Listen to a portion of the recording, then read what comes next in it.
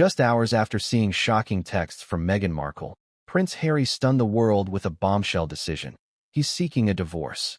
The world knew them as the golden couple, the prince who broke royal tradition for love, and the actress who promised to modernize the monarchy with charm, grace, and progressive ideals. But behind the polished interviews, glowing magazine spreads, and high-profile red carpets, a darker story was quietly unfolding, one that the royal family kept under lock and key. Until now. Before we continue, please hit the like button, subscribe to the channel, and turn on the notification bell for updates. On what was meant to be a private family afternoon at Kensington Palace, a bombshell shattered the last remaining thread of Prince Harry's loyalty to the woman he once believed had saved him. According to an explosive leak from a trusted palace aide, Catherine, Princess of Wales, known more simply to the world as Kate Middleton, walked into a room holding a phone that would not only rupture a marriage but quite possibly alter the future of the British monarchy. What she allegedly revealed wasn't hearsay. It wasn't a rumor. It was cold, digital proof, text messages. Not just any texts, but ones written by Meghan Markle years earlier, long before the wedding bells rang at St. George's Chapel. Messages sent to a former friend, now estranged, who quietly handed them over to royal insiders weeks prior, fearing they'd become collateral damage in Meghan's increasingly calculated public image. These texts, laced with condescension and cruelty, didn't just mock members of the royal family. They exposed a strategy, a plan, a game of chess in which every move was designed to consolidate control over Harry, over the institution, and perhaps even over the public narrative. I just need the ring, the title, and then I'll control it all. Even Harry. That line, according to palace insiders, made the room go silent. What happened next has sent shockwaves across royal circles and left the public stunned. Prince Harry, staring at the phone, reportedly frozen, uttered no words for several long minutes. And when he finally did speak, it wasn't a denial, or a defense, or even a plea for explanation. It was a request for a divorce attorney. But before we dive into the immediate fallout of that request, it's important to understand the build-up, the subtle cues, the ignored warnings, and the family fractures that all led to this moment. In the early days of their romance, Harry and Meghan were electric. They stood for something new, fresh, and unorthodox. For the first time in decades, the House of Windsor welcomed an outsider not just from another country, but from another world entirely, Hollywood. The world watched in awe as the British press dubbed Meghan the People's Princess 2.0, likening her poise and humanitarian work to that of Diana, Harry's beloved mother. The union symbolized hope for a more diverse, inclusive royal future. But behind palace walls, insiders were already growing uneasy. The friction reportedly began within weeks of Meghan's arrival at Kensington Palace. Staff who once glowed with pride over their roles in royal service began to resign, quietly and then in waves. Whispered stories of rudeness, emotional outbursts, and manipulation emerged, but were quickly smothered by the palace's PR machine. Then came the rift between the brothers. Harry and William, once inseparable, now barely speaking. The cause, according to insiders? William's concern over the speed and intensity of Harry's romance. A concern that Meghan took personally and never forgave. Kate, meanwhile, remained publicly silent. For years. Always the poised figure at public engagements, always supportive, always gracious. But according to those closest to her, she was far from blind to what was happening. In fact, it was Kate who first suspected that Meghan wasn't being entirely truthful about her past relationships and intentions. Not out of jealousy, but out of instinct. She reportedly raised concerns more than once to senior family members, concerns that were dismissed as protectiveness or prejudice. Fast forward to present day. A family deeply fractured, a monarchy under scrutiny, and a prince increasingly isolated, physically, emotionally, and mentally. The moment Kate finally stepped in wasn't a result of palace politics or PR. It was, according to sources, personal. A duty not just to the crown, but to Harry. It's unclear how Kate came into possession of the messages. What is known is that a former close friend of Meghan, someone from her days before she met Harry, contacted a longtime palace staffer. This friend, tired of being vilified in Meghan's interviews and memoir drafts, provided the messages as a form of protection. Screenshots, timestamps, chat logs, over a dozen in total. When Kate saw them, the emotional toll was immediate. Not because she felt vindicated, but because she finally understood the full scope of what had been orchestrated. what Harry had unknowingly been drawn into. She waited. Days. Perhaps weeks. Then, on a Sunday afternoon, with William's quiet consent, she presented the messages to Harry in a private sitting room in Kensington. Eyewitnesses say the atmosphere was thick with tension. Kate, ever composed, reportedly said nothing more than, "You need to see this. I'm showing you not as a royal, but as someone who cares about you." Deeply. Harry didn't speak for several minutes. He took the phone, read the messages, then read them again. Some accounts suggest he left the room and returned 30 minutes later, his face pale and jaw clenched. His only words? "Can someone get me in touch with a divorce attorney?" The silence afterward was deafening. This wasn't just a relationship cracking. This was the prince who gave it all up. His titles, his country, his military honors for love, realizing that love may have been a lie. Now, insiders say the palace is scrambling. The monarchy, still recovering from the loss of Queen Elizabeth, cannot afford another scandal, especially not one this personal. Public trust in the royal family remains fragile, and this latest development threatens to deepen the divide not just within the palace, but with the public as well. But what happens next? Will Harry go through with the divorce? Can the monarchy survive another rupture? And is Meghan truly the villain she's being painted as, or is there a side to this story yet to be revealed? In the coming chapters, we'll break down every detail, what's real, what's alleged, and what it all means. Because if this is the end of the royal fairy tale, it deserves to be told with nothing left behind. This is not the story the Sussexes wanted out. It's the story the world can no longer ignore. The seeds of tension between Kate Middleton and Meghan Markle were sown long before the world took notice. While the media initially pushed the narrative of a new Fab Four, William and Kate alongside Harry and Meghan, those behind the scenes knew that something wasn't quite right. What the public saw on their screens was rehearsed, polished. But inside the palace walls, a silent rivalry was unfolding, one built not on envy, but on principle, expectations, and power. Kate Middleton had spent over a decade preparing for royal life. From the moment she and Prince William met at St. Andrews, through years of courtship, breakups, reunions, and eventual marriage, Kate was groomed in the traditional mold of royal decorum. She understood discretion. She mastered the art of patience. She never put a foot out of line, not in public, not in private. Every gesture, every word, was carefully weighed. Her path to becoming the future queen consort was one of dedication, sacrifice, and quietly enduring scrutiny. Then came Meghan Markle, a confident, outspoken, and media-savvy American actress. She was everything Kate wasn't, at least on the surface. She spoke with passion, wore bold styles, walked into royal circles with the air of someone who knew her worth and wasn't afraid to say it. To the younger generation, she was a breath of fresh air. To traditionalists in the royal family, she was a storm on the horizon. The first cracks appeared during wedding preparations. There were conflicting stories. British tabloids reported that Meghan made Kate cry over flower girl dresses. Meghan later claimed it was the opposite, that Kate made her cry, then apologized. But those close to the matter suggest it wasn't just about a dress. It was about respect. Kate reportedly felt that Meghan dismissed long-standing royal customs. She questioned protocol. She insisted on doing things her way. And when challenged, she didn't retreat, she pushed harder. To Kate, who had spent years slowly building her reputation within the monarchy, Meghan's approach was reckless, impulsive, and potentially dangerous. But rather than confront her directly, Kate followed the example of Queen Elizabeth II. She said nothing. She kept her head down. She smiled for the cameras. But the resentment began to simmer. Meghan, on her part, saw Kate as cold, unwelcoming, distant. In interviews, she hinted at being left out, unsupported, and isolated by the royal family. But insiders say her expectations of royal life were not just unrealistic, they were dismissive of the centuries-old institution she had married into. One former palace aide revealed, Meghan walked in like she was taking over a production, not joining a legacy. She wanted to reinvent everything. She wasn't interested in learning how things worked, she wanted to rewrite the rulebook. That didn't sit well with Kate. Not because she feared change, but because she understood the fragility of the monarchy's survival in the modern world. It didn't matter how archaic some traditions seemed. They were the glue holding a centuries-old institution together. Then there was the issue of staff. Meghan and Harry's joint household with William and Kate didn't last long.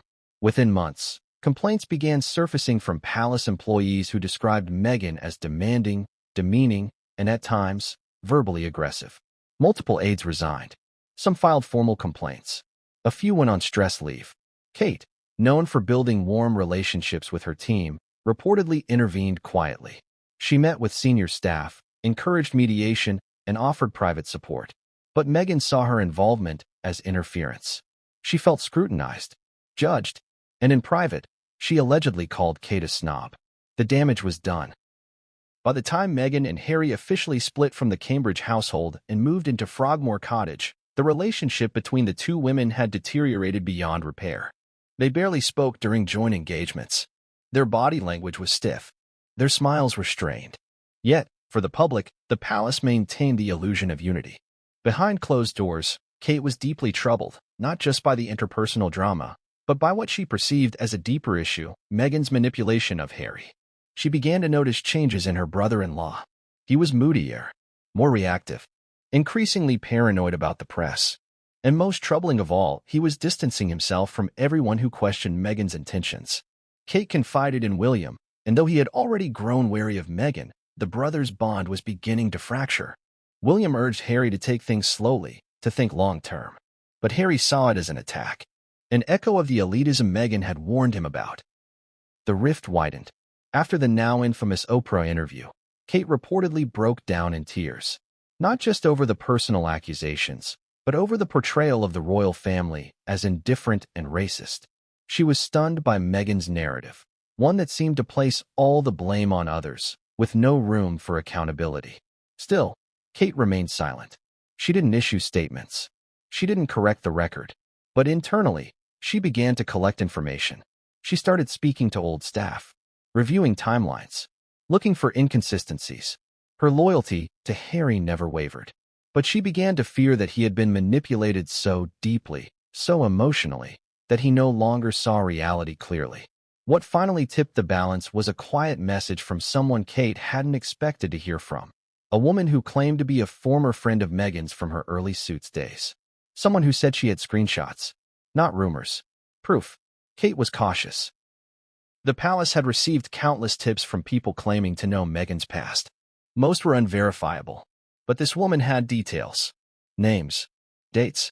And she wasn't asking for money. She said she just wanted the truth to be known before she was dragged into another media storm. When the screenshots were reviewed by the palace's legal team, their authenticity was not dismissed. The language, the tone, the sender's number, everything matched. The messages painted a very different Meghan than the one the public had come to know. Calculated, derisive, coldly ambitious. There was one that mocked Queen Elizabeth's formal speech patterns. Another that called William a cardboard prince. But the most disturbing message was the one about Harry. I just need the ring, the title, and then I'll control it all. Even Harry. Kate kept the text to herself at first. She didn't even tell William. She was shaken, not just by the content, but by what it implied. That Harry's entire life since meeting Meghan might have been engineered. That his transformation from dutiful prince to estranged outcast wasn't a slow evolution, but a strategy. For weeks, she debated whether to tell him. She feared how he would react, not just emotionally, but psychologically. Harry had been through so much, his mother's death, his years in the spotlight, his battles with mental health. To find out that the woman he'd given everything up for might have used him? It could break him. But silence, she realized, would be worse. So she waited. For the right moment. And when it came, she didn't dramatize it. She simply handed him the phone. Harry didn't react with rage, or tears, or denial. His first instinct, according to those present, was disbelief. He reread the messages several times. His silence was deafening. When he finally spoke, his voice was calm. Too calm. He asked to be alone. He went for a walk. No guards. No staff. Just Harry. Walking through the back gardens of Kensington Palace like a man carrying the weight of a world he no longer recognized. By the time he returned, his mind was made up. This wasn't just about betrayal. It was about identity, trust, legacy. Everything he had left behind, his family, his titles, his country, suddenly felt like a sacrifice made for a lie. The brother Kate once knew was back, but the husband Meghan knew might be gone for good. The messages were never meant to see the light of day. They were personal, private, hidden in a locked thread of communication from years ago, before the royal wedding, before the Oprah interview. before the storm engulfed the Sussexes and the monarchy alike. But texts, once sent, can live forever. And now, they had resurfaced at the most dangerous time, threatening to unravel a marriage, and perhaps more critically, a royal legacy already stretched to its breaking point. The screenshots were precise, dated, and undeniable in their clarity. Captured from an old iPhone backup that had been quietly stored away, the messages were exchanged between Meghan Markle and a former friend, an industry associate from her early acting years. Someone who had seen Meghan rise through Hollywood's ranks and then suddenly cut all ties once she became royal property. The palace legal team reportedly verified the origin of the texts. They confirmed the phone number matched Meghan's previous U.S. contact, linked to her pre-marriage lifestyle. While Meghan had long since changed phones and numbers, the backup remained intact, an unintentional time capsule that offered a chilling window into her mindset before the world ever saw her as a duchess. The messages began casually, with chatter about social events, meetings, and auditions. But as the conversation progressed, the tone shifted. Ambition bled through every line, sharp, calculated, and unwavering. One early message stood out. "Landing this relationship is everything. I've already seen how the British press works. The palace will eat me alive if I go in weak. I need control. I need to win this story." It was strategic, not romantic. She wasn't discussing love, compatibility, or family. She was discussing narrative, control, and conquest. And it only escalated from there.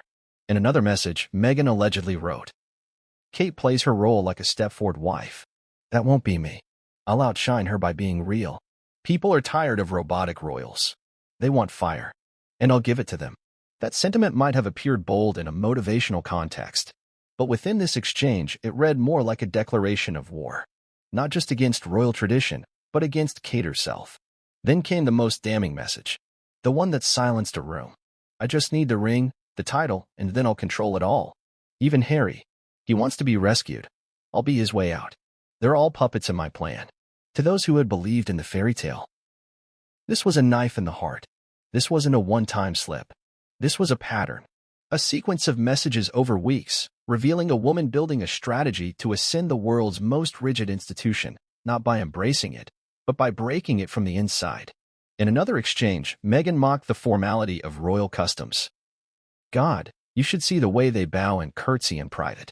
It's like a historical reenactment 24/7.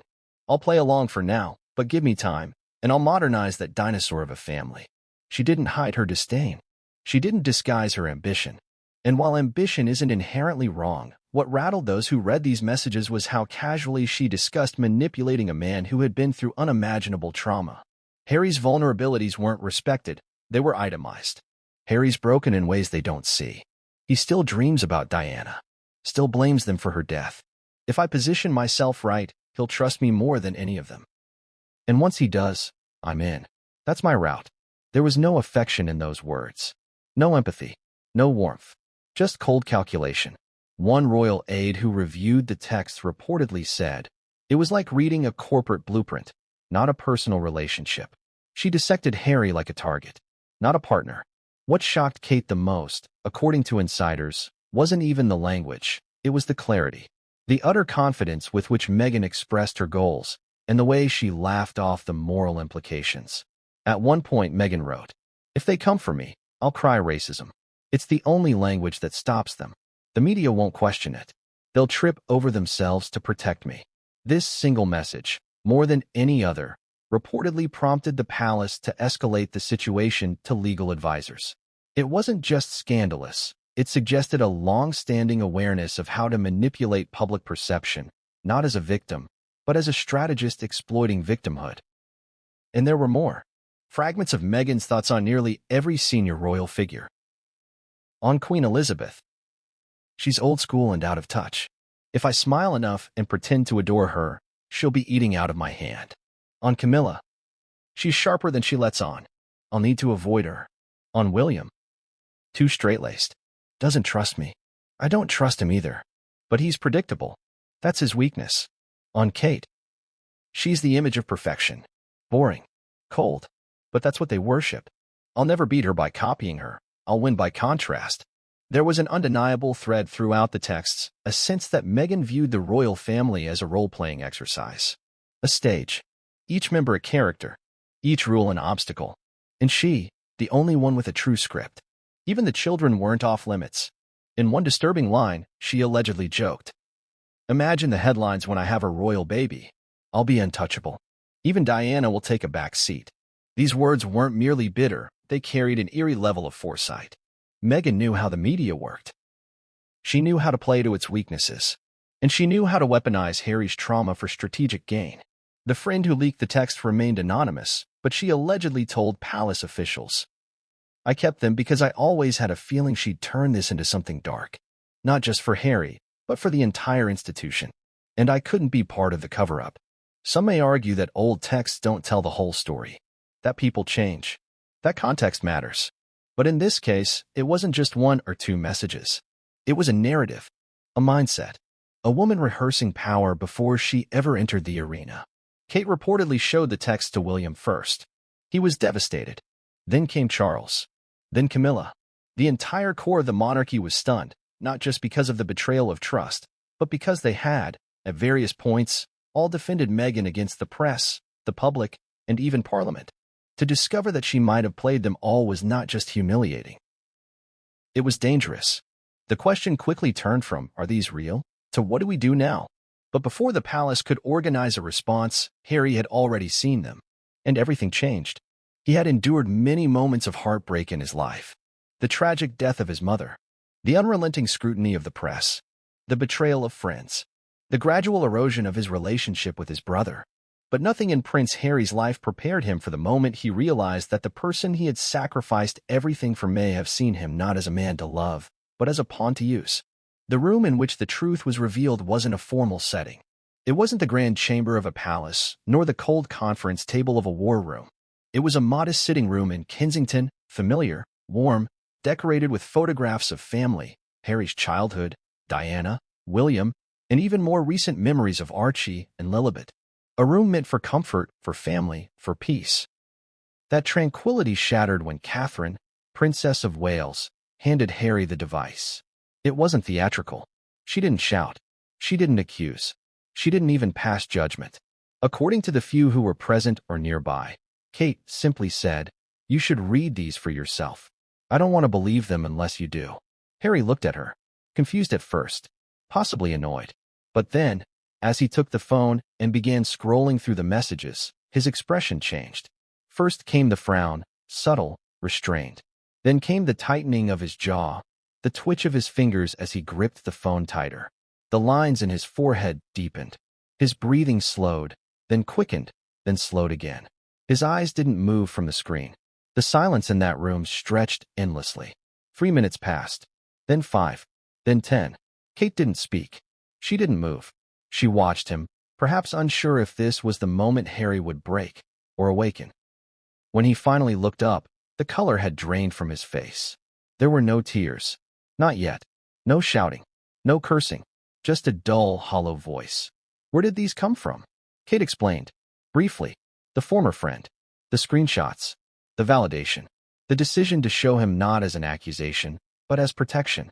Harry nodded. Once. Twice. Then looked down again, scrolling through more. Tapping back and forth. As if searching for something. Some line that would redeem Meghan. A clue that this was all a mistake. A joke. A fabrication. But the messages kept confirming the worst. "I don't know what to say," he finally murmured. Then, quietly, "I feel sick." He stood up and walked to the window, put both hands on the frame, and looked out into the gardens. The very same gardens where he and Meghan had once taken photos with Archie, had once walked hand in hand smiling for the cameras, selling the image of a new modern monarchy. Now, that image felt like an illusion. The silence returned. Kate remained seated. She didn't intrude. She gave him space. But inside, she was rattled. This wasn't just the exposure of some old texts. This was an unraveling of trust, of belief, of identity. "I've been defending her," Harry said, still facing the window. "I defended her against my brother, against my father, against the world. I left everything behind. I left my home, my country, my titles. For her." There was a pause. What if it was all for nothing? That question wasn't rhetorical. It was a genuine cry from a man on the edge of understanding that the very foundation of his life may have been built on a carefully constructed lie. He turned around then, holding the phone like it weighed 100 pounds. "Do you think she ever loved me?" he asked. Kate, shaken by the question, took a moment before answering. "I don't know what's in her heart, Harry, but I know what I see in these messages." He sat down, not in the same chair, on the floor, cross-legged, like a child. He held his head in his hands. "I thought I was saving her," he whispered. "All this time, I thought I was protecting her from them, from the system. But maybe she was using me to destroy it." There was nothing dramatic about his demeanor. It wasn't loud or explosive. It was, if anything, eerily calm. The calm that comes after the storm, when everything has been flattened and only wreckage remains. "I left my family for her," he said again, repeating the thought like a broken record. "I gave up everything." He didn't eat that day. He didn't speak to anyone else. Not even William, who had been alerted shortly after the meeting. He walked the garden paths alone, pausing occasionally to look up at the sky. One staffer noted he spent nearly 20 minutes sitting alone on a bench near a tree planted in Diana's memory. The next morning, he made a request. "Get me the number of a divorce lawyer," he told a senior aide. Someone discreet. Someone outside of the royal legal circle. It wasn't said in anger. It was a command. A final decision. That was the moment everything changed. Not just for Harry, but for the monarchy. Because with that request, Harry wasn't just questioning his marriage, he was potentially opening the door to reconciliation with the family he had so bitterly left behind. The question wasn't whether he still loved Meghan. The question was whether he ever truly saw her, or simply fell in love with the version she wanted him to see. The emotional weight of that realization would sit heavily on anyone. But for Harry, whose adult life had been defined by trauma, rejection, and an ongoing search for peace, this betrayal cut deeper than most. He had built a new identity around Meghan. He had believed in her narrative. He had trusted that together, they could escape the chains of royalty and build something better. But now, alone with those messages, he began to see the possibility that he had not been her partner, but her tool. Staff at Kensington reported that Harry remained at the residence for 3 more days following the revelation. He declined calls. He turned off his phone. He canceled 2 appointments. He asked to be left alone unless necessary. No official statement was made. No photos. No leaks. The palace was unusually silent, perhaps out of respect, or perhaps out of shock. One source close to the family said, he looked like someone who had just been told their world wasn't real. Like a man grieving a loss that hadn't happened yet, but was inevitable. The grief wasn't just for his marriage. It was for his own sense of judgment. He had believed he was doing the right thing all along. That by protecting Meghan, he was honoring his mother's memory. That by standing up to the institution, he was breaking the generational trauma. That by leaving, he was becoming his own man. Now, the very pillars of those beliefs were collapsing. The morning after Prince Harry's world came crashing down was unlike any other he had experienced. The stillness was eerie, even for the usually quiet corridors of Kensington. Breakfast sat untouched outside his door. His phone remained off. The palace staff avoided knocking unless necessary. The prince had entered a psychological cocoon, and no one knew if, or how, he'd come out of it. But he did. Just after 10 a.m., Harry emerged from his room. No entourage, no aides, no visible expression. Just the look of someone who had crossed an internal threshold. According to a senior royal staffer, his words were calm and measured when he asked, "Who can get me a private divorce lawyer?" outside of royal channels. There was no hesitation in his tone, no uncertainty in his posture. He had made a decision, not emotionally, but logically. The silence and reflection from the day before had crystallized the truth. Whether or not Meghan had once loved him, whether or not the texts were taken out of context, it didn't matter. What mattered was that something had fundamentally broken. Trust, faith, identity, and no amount of denial could stitch it back together. The royal aide who took the request reportedly asked, "Are you sure, sir?" Harry nodded. "Make it discreet. No leaks. I want this handled without press interference." It was clear to everyone in the room. Harry was serious. In years past, such a decision would have sent the palace into a frenzied protocol operation. But the times had changed. Harry had walked away from the official royal machinery when he stepped back from duties. Now, this was a personal matter, but still one with seismic implications. The call was made within the hour. A respected family law barrister in central London was contacted. An individual known for managing ultra-sensitive, high-net-worth divorce cases involving foreign nationals, public figures, and royalty from other nations. The solicitor agreed to meet with Harry privately within 48 hours. Meanwhile, word of Harry's request began to quietly filter through the palace. William was informed immediately, and according to insiders, he was stunned. Though tensions between the brothers had been ice-cold in recent years, this news didn't bring satisfaction or vindication, it brought sorrow. William reportedly said to one aide, "I never wanted it to come to this. I just wanted him to be safe." Kate, still processing the weight of what she had triggered by showing the texts, remained reserved. She didn't speak to Harry again that day, not out of avoidance, but out of respect. She understood that what Harry was facing wasn't just a potential end to his marriage, it was a reckoning with the life he had chosen to build after leaving the royal family.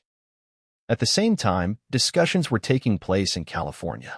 Meghan, still unaware of the full extent of what had been revealed to Harry, reportedly sensed a shift.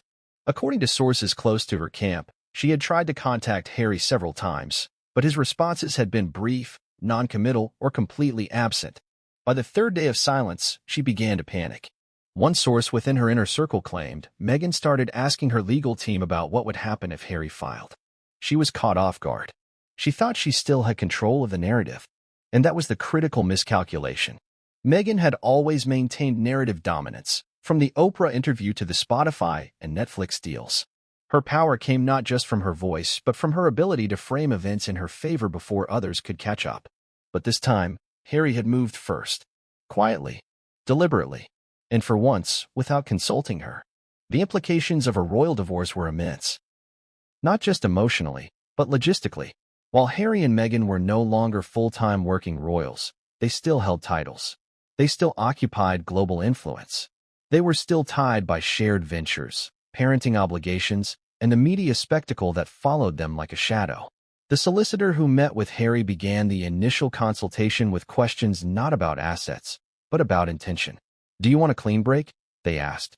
"Or are you looking for separation first, reconciliation later?" Harry's answer was short. "I want peace, and I don't see that happening with her." The next part of the conversation focused on legal exposure. What could be made public, what needed to remain confidential, and what assets would be considered marital property under US and UK laws. Despite the complexities of international marriage, one thing was clear: their fortunes were deeply intertwined. While Meghan had achieved fame and financial independence before meeting Harry, it was their union that catapulted them to global superstardom, and with it, multi-million-dollar contracts. The production deals, the book rights, the speaking engagements, most were negotiated as a unit. Unraveling that would be like tearing apart a brand sewn into the fabric of modern royalty. Then came the issue of the children, Archie and Lilibet. One born in London, the other in California.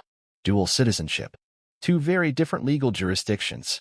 Harry reportedly told his attorney, "They're my children. I don't want to fight about them. I just want to protect them from all this."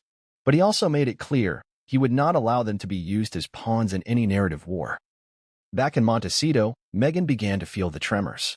She contacted her own legal team, demanding to know what jurisdiction any divorce filing would fall under. California or England? Would she retain custody? What about the security arrangements? The properties? The business accounts? There was panic in her camp, not because of the divorce itself, but because it came without warning. Meghan had always assumed that if anything went wrong, she'd be the one to make the first move. But now, she was on the back foot, vulnerable. For the first time since their marriage, Harry had taken control, and he had done it quietly. There were also fears about optics. Meghan's entire post-royal image was built on victimhood, empowerment, and overcoming adversity. A divorce, especially one triggered by leaked messages suggesting manipulation and ambition, could destroy the entire foundation of that brand. Her team began preparing statements, drafting possible counter-narratives. If Harry went public, they would allege emotional abandonment. If Kate's involvement was exposed, they would claim a coordinated takedown by the palace. But all of it was speculation, because Harry hadn't said a word publicly. He didn't need to.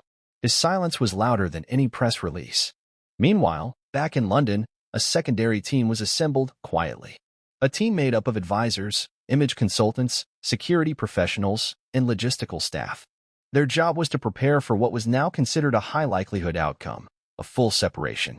They began reviewing properties, travel plans, security protocols for when the press eventually found out, because they knew it wouldn't stay secret for long. Every royal divorce in history had been a media frenzy. Charles and Diana, Andrew and Sarah. But this one would be different. It would be transatlantic. It would be digital. It would be weaponized through social media, influencer culture, podcast wars, and fan-driven hysteria. Harry wanted no part in that. He told his team, "This is between me and her. The moment this becomes about brands and headlines, it's over." But deep down, he knew it was already too late. The story was beginning to leak in small fragments. Whispers in Parliament. Comments from well-placed insiders. Anonymous sources dropping hints to major outlets. All it would take was one confirmed headline, and the world would explode. Yet in the middle of it all, Harry remained calm, focused, intent on doing something rare in royal history, walking away, not out of scandal, not out of disgrace, but out of clarity. He had loved her. Perhaps he still did. But love, once built on deception, cannot survive revelation. And he had finally seen the truth. The moment Harry made his intentions clear, the royal household entered a state not seen since the turbulent days following Princess Diana's death. Quiet panic spread across the highest levels of the palace, not because of a headline, not yet, but because of what this meant. The walls were shaking again, only this time, the source wasn't public tragedy. It was something far more intimate, far more destabilizing. A royal marriage, one that had upended centuries of tradition, was on the verge of collapse, and the fallout could be catastrophic. The first to be notified was King Charles. A morning intelligence report, customarily compiled to keep the monarch informed about family schedules, global events, and public sentiment, was placed on his desk at Clarence House. It included a short, coded line from an internal source that read, "Urgent. Duke of Sussex has privately contacted legal counsel re. Marital dissolution. Kate Middleton reportedly confirmed catalyst." The king's response, according to those present, was a cold pause followed by a weary sigh. So it begins. To the public, King Charles had maintained a somewhat neutral posture regarding Harry and Meghan. Despite the damage their actions and interviews had caused, he had resisted cutting them off entirely. He extended olive branches, avoided public retaliation, and even named Meghan in formal statements as part of the family. But this was different. This wasn't a scandal manufactured by tabloids. This was internal, bloodline and title versus betrayal and exposure. He summoned a private meeting within hours. Not a full privy council, not yet, but an inner circle. Queen Camilla, Prince William, Catherine, and 2 longtime advisors. The agenda was singular. How to protect the crown if the Sussex marriage imploded in public. Camilla, never one to mince words, reportedly said, "We cannot let this fracture become our face to the world." William remained tight-lipped at first. His eyes stayed fixed on the folder in front of him. A confidential brief outlining the potential media implications if the texts between Meghan and her former friend were leaked. He had already read the contents, and his fury simmered beneath the surface. According to a senior palace aide, William eventually looked up and said, "The question isn't whether this breaks us. The question is whether it finally exposes everything we've tried to contain." That statement echoed through the room. For years, the monarchy had endured storms. Andrew's disgrace, Diana's death, Harry and Meghan's departure. But this felt different. This was the most personal betrayal of all. One brother watching the other unravel, manipulated into giving up his legacy, only to be discarded like a tool when his usefulness had expired. Kate remained composed. She didn't dominate the room. She didn't gloat or point fingers. But everyone knew the truth. Without her, none of this would have come to light. And yet she had no regrets. She spoke quietly. "Harry deserved to know. I wouldn't have been able to live with myself if I kept it from him." Charles understood her reasoning. But his eyes were on the horizon. He knew what was coming: public backlash, sensational headlines, endless press speculation, and most of all, a renewed scrutiny of the family's inner dynamics. If Meghan pushed back, the palace would be blamed. If Harry filed for divorce, Meghan would claim she was forced out. It was a no-win situation. That's why, within 24 hours, the palace instituted Code Rose, an internal protocol previously used only twice before, during Diana's infamous Panorama interview fallout, and after the death of Queen Elizabeth.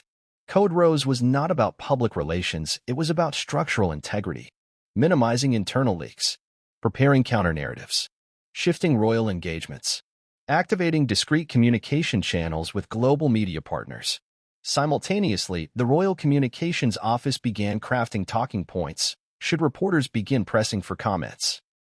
The official strategy was to acknowledge private family matters only if necessary, and to reaffirm that the royal family remains unified in purpose and commitment to public service. Behind that statement, however, was a very different truth. The family was preparing for war. William, more than anyone, had the most to lose or gain. If Harry's marriage collapsed, it would expose not only Meghan's manipulations, but also validate years of warnings that William had given in private.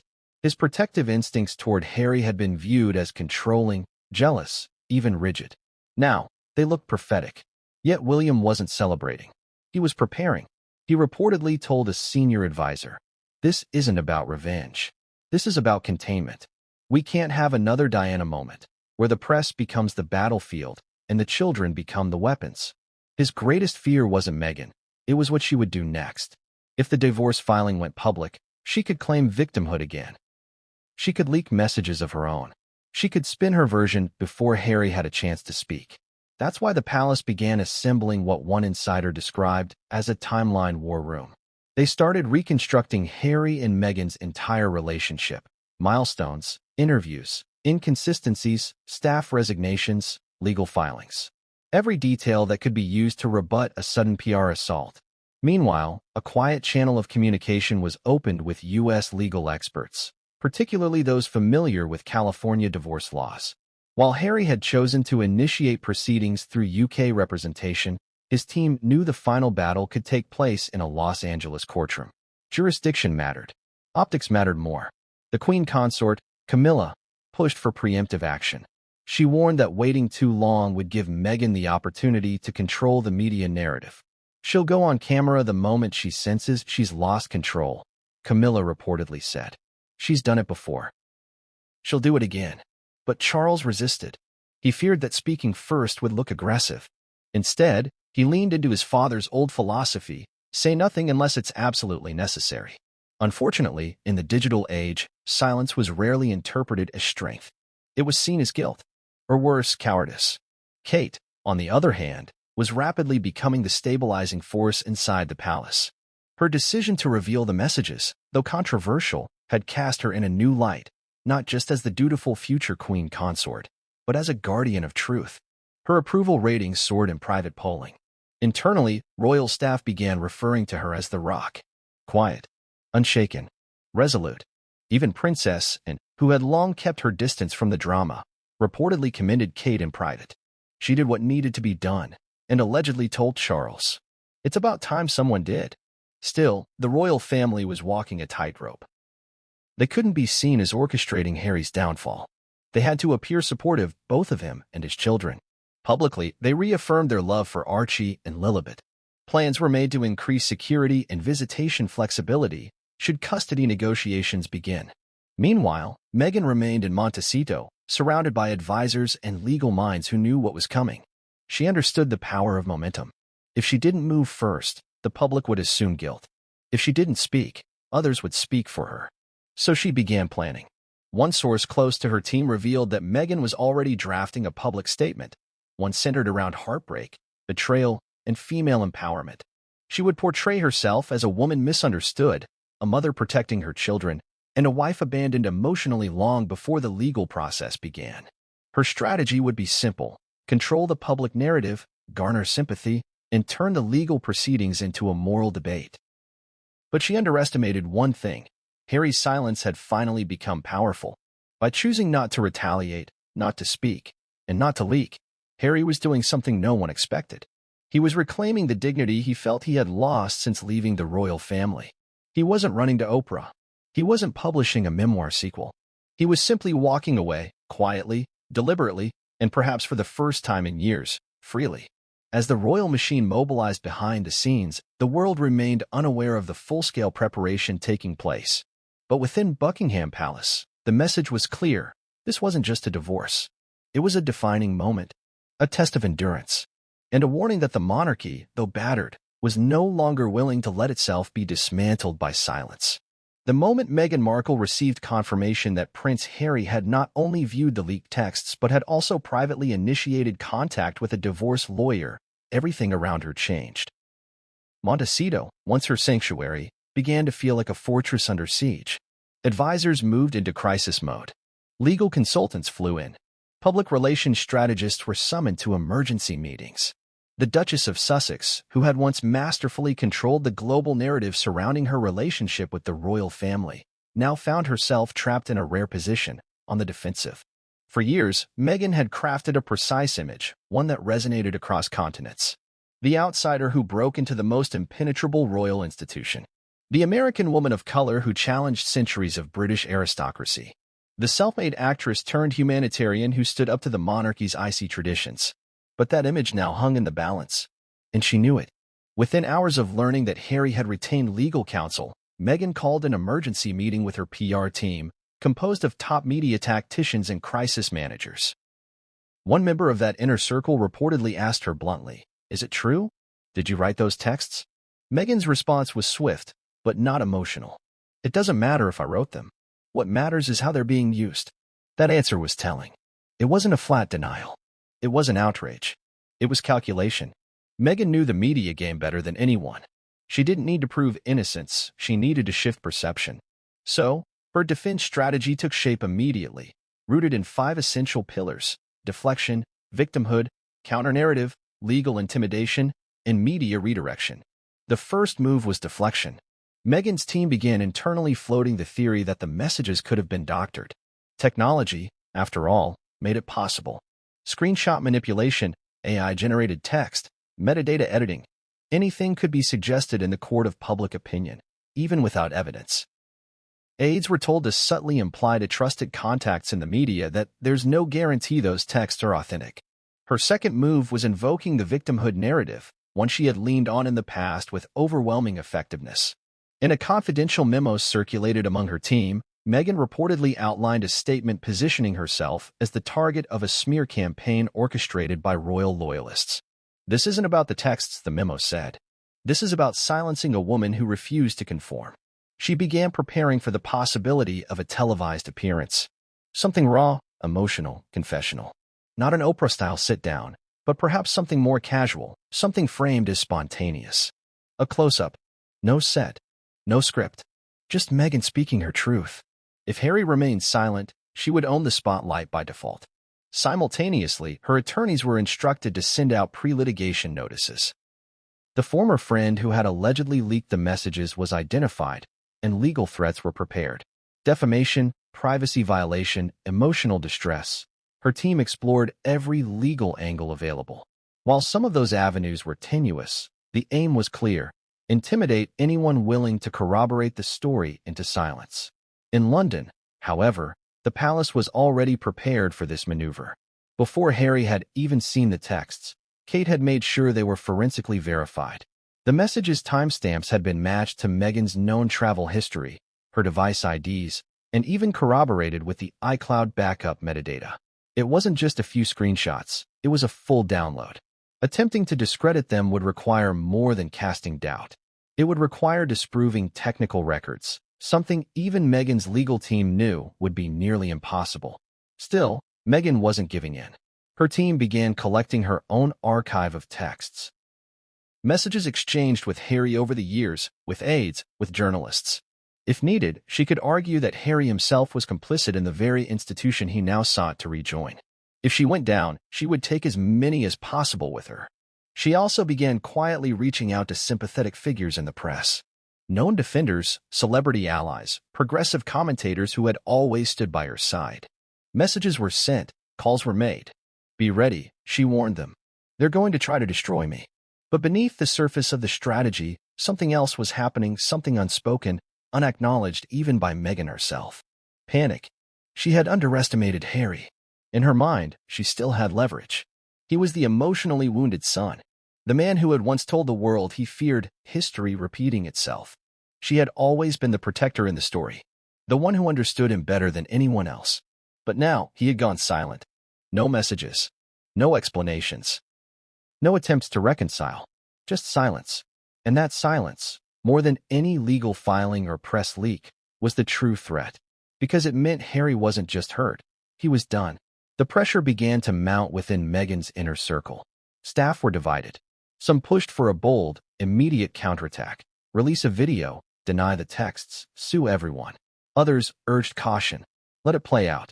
Wait for the palace to make a mistake. Let Harry's legal strategy unfold before reacting. Meghan, known for her decisive personality, vacillated. She held meetings at all hours, sometimes changing course from morning to evening. According to one source, her confidence was starting to crack. Then came the call that shifted everything, an informal message from an old friend in Hollywood. The tone was blunt. If this gets uglier, Netflix might pull the plug. Your brand depends on public trust. That message hit harder than expected. Meghan understood how fragile her image was.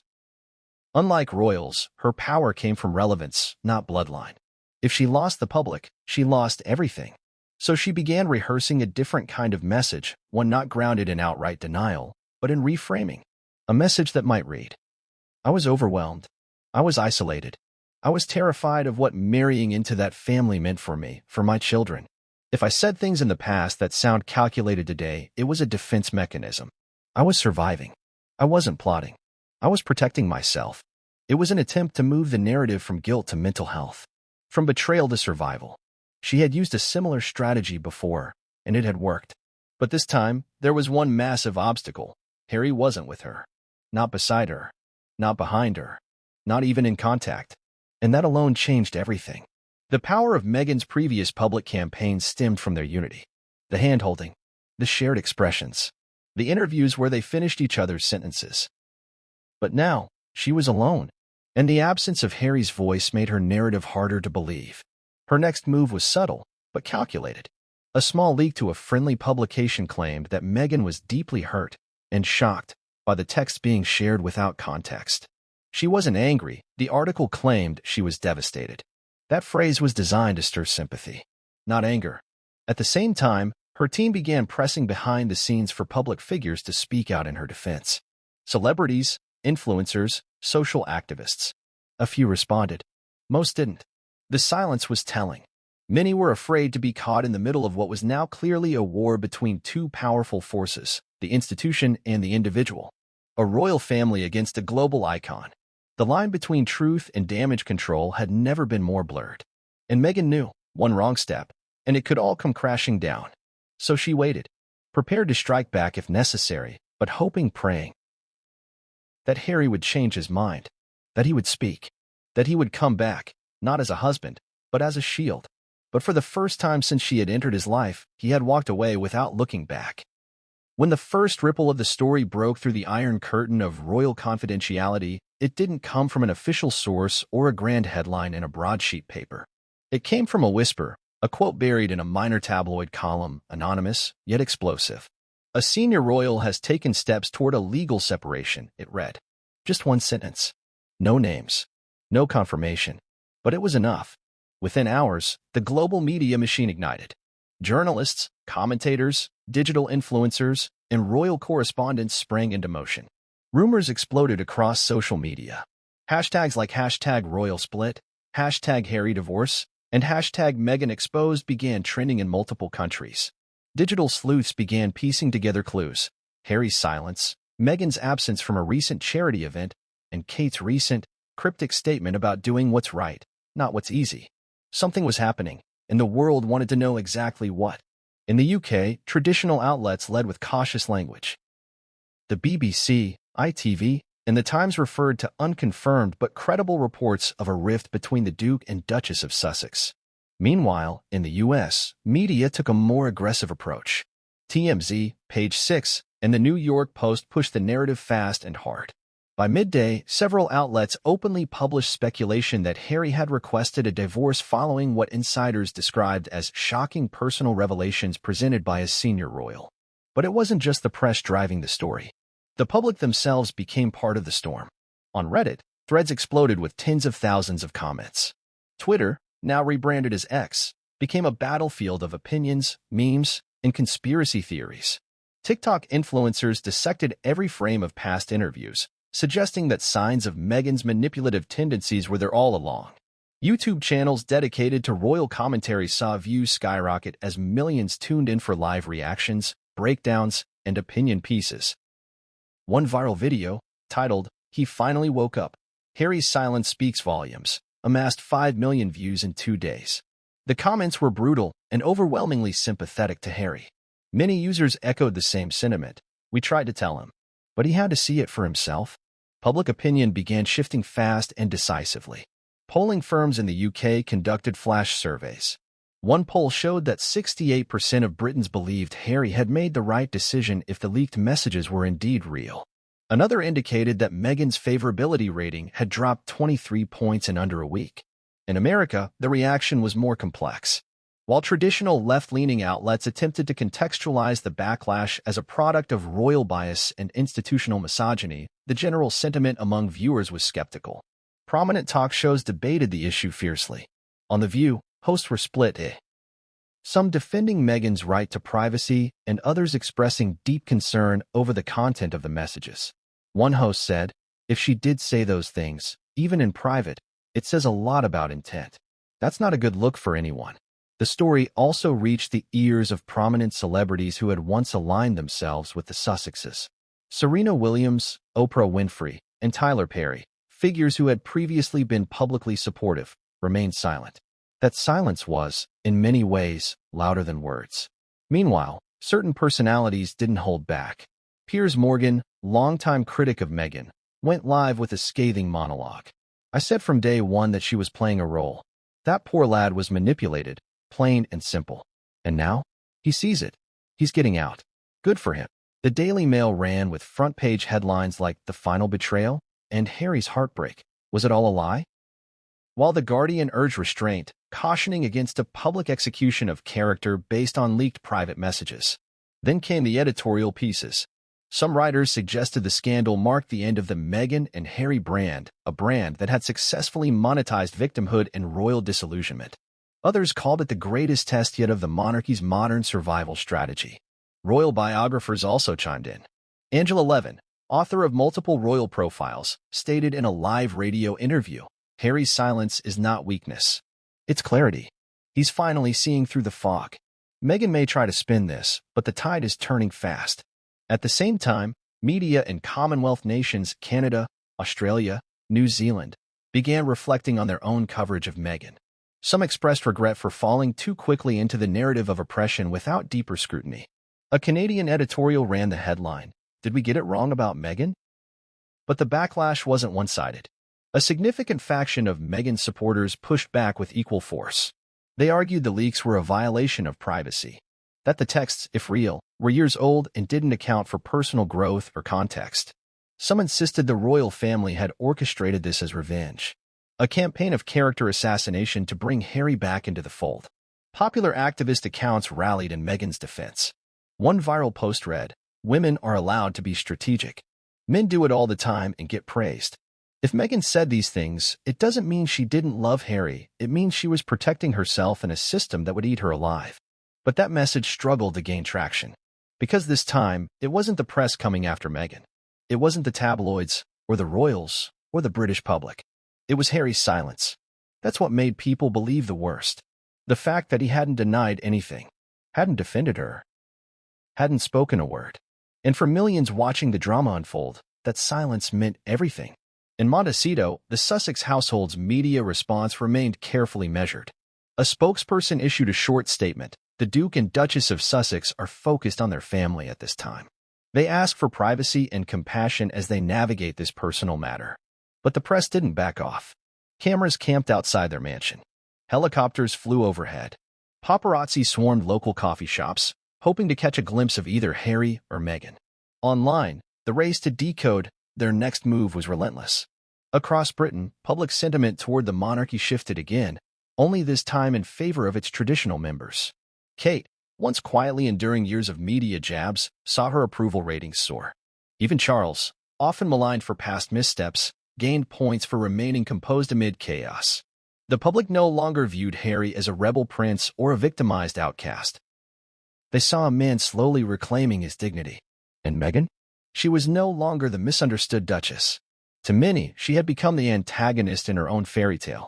Still, the dust hadn't fully settled. A full media storm was brewing. Commentators across the spectrum began speculating. What would Meghan say next? Would she go on camera again? Would Harry finally break his silence? Would the palace retaliate? But the bigger question remained, could either of them escape the fallout intact? Because in this battle for truth, perception, and legacy, there were no clear winners. Only scars. In Hollywood, image is currency. Reputation is the engine that powers deals, partnerships, invites, and access. And in the fast-moving corridors of the entertainment world, where attention spans are short, loyalty is conditional, and relevance is everything.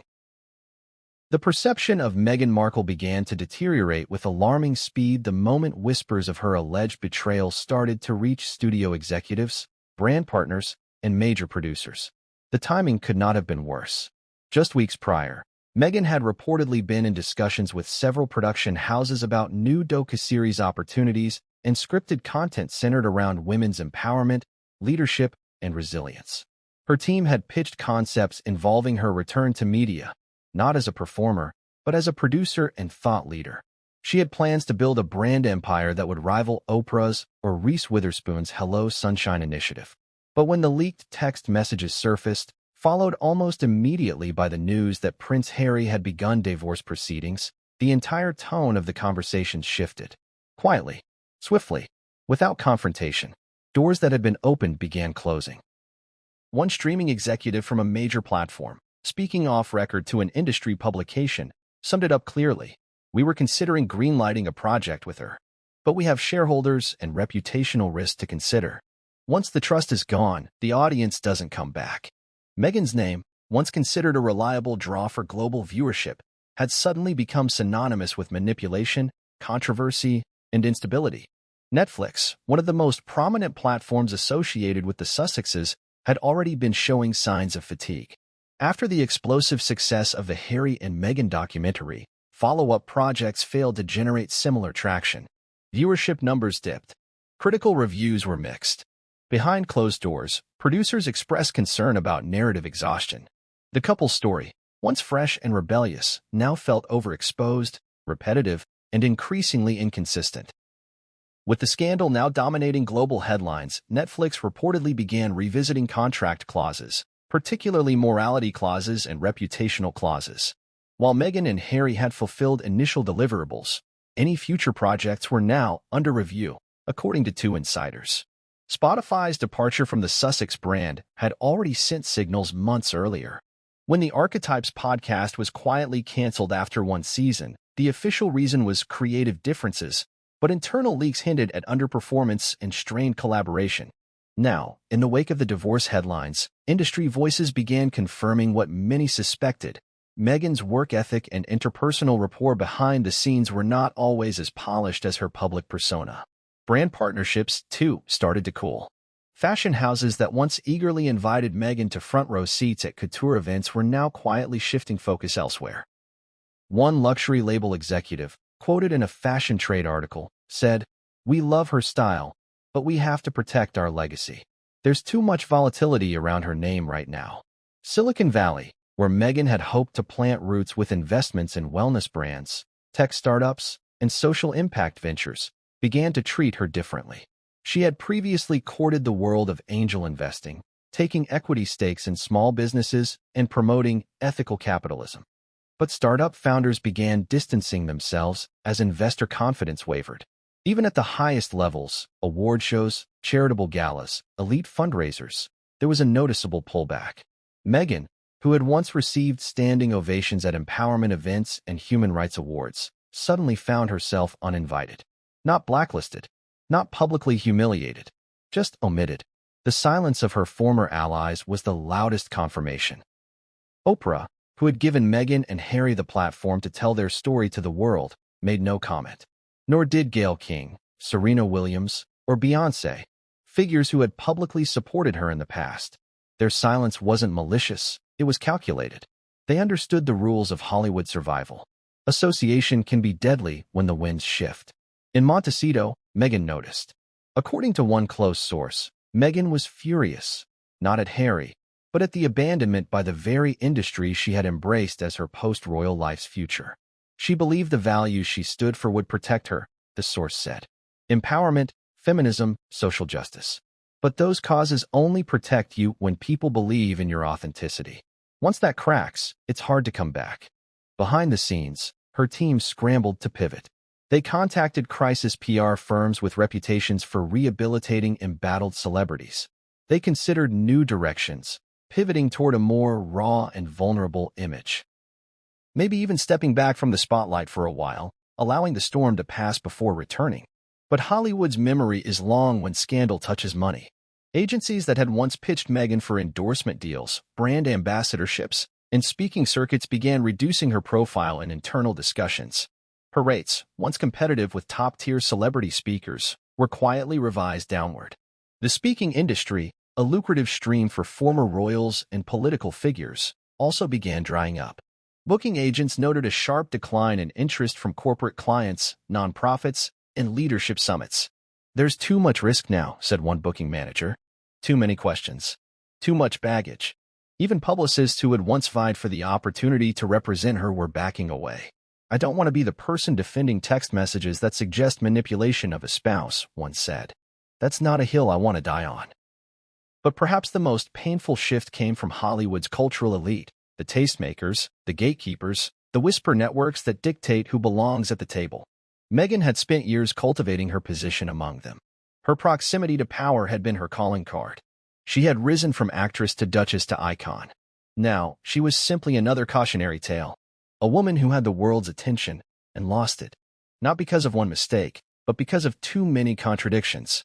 The brand of authenticity only works when the public believes it. And right now, that belief was shattered. Still, Meghan wasn't retreating entirely. She doubled down on her inner circle, those still loyal, still convinced that this was a temporary setback. She began planning a private roundtable, possibly off-camera, with a small group of influential allies, hoping to reframe the story, to remind them of her side, her pain, her purpose. But even that proved difficult. One by one, names were dropped from the list as they declined to participate. Their reasons were always polite. Scheduling conflicts, travel, personal commitments. But Meghan understood the truth. They didn't want to be seen standing next to someone whose credibility was collapsing in real time. In the end, Meghan found herself in an unfamiliar position, not at war with the press, or the royal family, or even the public, but with the very industry she had depended on to rebuild her identity. And as the lights dimmed in Hollywood, the Duchess of Sussex was left staring at a future that looked far dimmer than she had ever anticipated. In an exclusive revelation, Kate Middleton presented Harry with private messages from Meghan, where she openly mocked the royal family, calling them puppets and revealing her true intentions. "I just need the ring, the title, and then I'll control it all." Even Harry. The texts have sent shockwaves through the royal family, with Harry's reaction leaving everyone stunned. He went silent, then asked for a divorce attorney. Why did he take this drastic step? And what does it mean for the future of the Sussexes, the royal family, and the monarchy itself? Stay tuned as we uncover the explosive truth behind one of the most shocking royal rifts in history.